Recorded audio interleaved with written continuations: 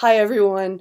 This week on Your Threads, there wasn't one specific theme that came up. There were a number of them that did. And we've decided to talk a little bit about how to help students negotiate teamwork. Teamwork is hard. It's hard for anyone, no matter whether you're a student or a professional.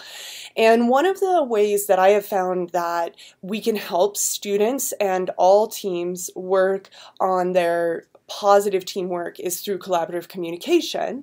And collaborative communication is a skill that it takes many years to learn. And so by no means in this podcast can we communicate everything there is to know about it. But often I find that if students are having trouble with teamwork, it usually means that communication has broken down somewhere. So these are some strategies that you can give them to help that communication. And I'm not going to talk about all 7 of these strategies. I'll send you the article. But I did want to talk about a few of them. We're going to talk about listening, questioning, and climate building. So that's where we're going to dive in. So climate building is the first one that we want to talk about, and I've tried to use some cool pictures from The Hobbit, and it's a good climate, yeah. Right? So really, like Mercedes and I were just talking about the climate here in my office. We've got like some nice, very Barco lounger style chairs. They're allowing us to kind of lean back and chat with one another. We have an environment where we feel safe and invited. And sometimes, you know, it's just as easy as telling your students, you know, have you all gone out to coffee together yet, or bought each other a beer? Have you built a climate in which that physical space is allowing you to relax and actually talk genuinely with one another? Yeah. So how might somebody structure a review session and change their climate and make it more open and inviting? Oh, that's a good question. So if you have students that, you know, you invite to a review session and maybe you have, I don't know, 10 or more students that show up, something like that. I think just thinking a little bit about what space you do that in. So if you're able to get a classroom that has a little bit more comfortable chairs, there's one in the basement of the library. I think it's, I want to say 123 is the number? 121. And yeah, and that's a little more of a comfortable space. You could choose a room like that or reserve a room like that as opposed to a really, you know, small classroom with those little tiny chairs and little tiny desks, you know, that make you feel the climate's not so good. Yeah. So I think those are things you can, I mean, does that? Yeah. I've also seen people do it in the STEM atrium area, and so there's all these kind of whiteboards. It's pretty laid back. You did Gen Micro there. It worked really well for active learning type techniques. So that one's utilized a lot too. That's true. And actually we were talking the other day in our universal design session about how the ideal space would allow people to lie on the floor, put their legs up the wall, you know, sit in a yoga pose, you know, something like that. So physical space can be really important to having like good team dynamics, good dynamics with the students as well. That's a good point. And then the next one that we thought we would hit on is just questioning.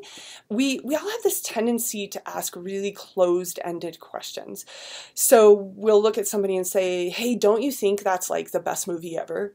Well, that's not, or like, it's not really an open-ended question. It's like, what if you say no? It's like, you're not going to feel so good about it. Obviously, this person asking you thinks it is the best movie ever. So if we can err on the side of saying, what is your favorite movie?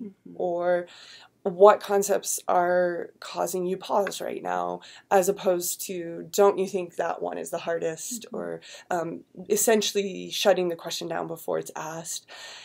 And I think just asking back, you know, this is a big one. Like, we've all had relationships where our spouse or like person where our person at that time is not good at asking back. So you'll say something like, you know, what was your favorite time we ever spent together? And they'll be like, blah, blah, blah. And then they don't ask you back. Yeah. Why did you ask? Because you were hoping to tell them what your favorite time was. So it's really nice if you can just say, what made you ask that question? But it also opens for building something bigger from the conversation, and really invites others to be a part of the conversation. So, yeah.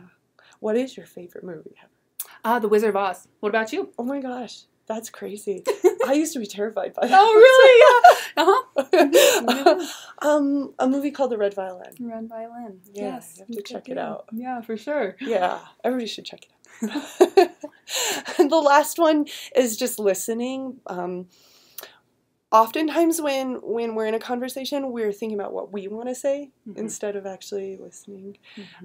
And I don't know if any of you have this experience, but like your family, it just turned, like over dinner, it turns into this popcorning, like me. Thanksgiving. Yeah, exactly.